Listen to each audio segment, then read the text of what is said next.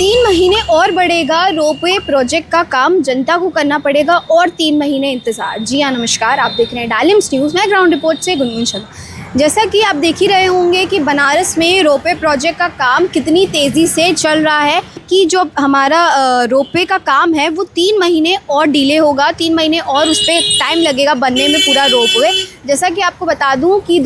मई 2023 में जब ropeway project का काम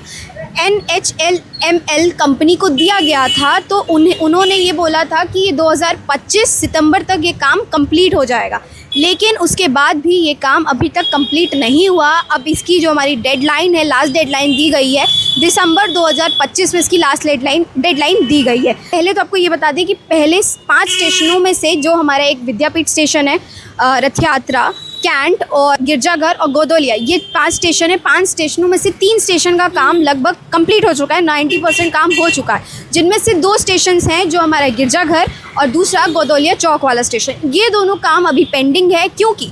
आपको बता दें जो गिरजाघर वाला जो स्टेशन का काम वहाँ पे इसलिए रुक गया था, इसलिए इतनी धीमी गति से चल रहा है क्योंकि यहाँ पर अभी आपको याद होगा कि जनवरी फरवरी के समय कुंभ का महीना चल रहा था, कुंभ हो रहा था, जिसके कारण बनारस में ट्रैफिक व्यवस्था बहुत बढ़ती जा रही थी, बहुत ख़राब हो चुकी थी, जिसके कारण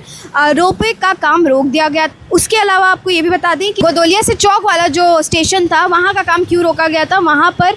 हमारा भूमि विवाद के कारण उस काम को, उस रोपवे स्टेशन के काम को रोक दिया गया था, इसीलिए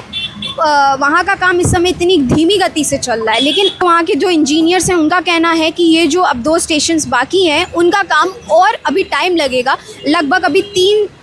3 महीना उन्होंने बताया है कि ये काम दिसंबर 2025 के लास्ट में ये काम होगा भी, और उस पूरे रोपवे स्टेशन को बनाने में टाइम लगेगा। इसके अलावा आपको ये भी बता दें जो हमारा पहले चरण का काम है, यानी कि जो हमारा 3 स्टेशन पहले चरण में आता है वो ऑलमोस्ट 90% कंप्लीट हो चुका है। तो ये भी हुआ है कि जनता के लिए खोल दिया जाए, रोपवे की जो फैसिलिटीज़ है दे दिया जाए, पर जो हमारी प्रशासन है उनका कहना है कि जो दोनों चरण, यानी कि जो ये 3 स्टेशन और 2 वहाँ गिरजाघर और चौक गोदोलिया वाला जो स्टेशन है, वो दोनों होने के बाद पूरी फैसिलिटी है वो एक साथ देंगे, तभी ये रोपवे स्टेशन खुलेगा। तब देखना ये होगा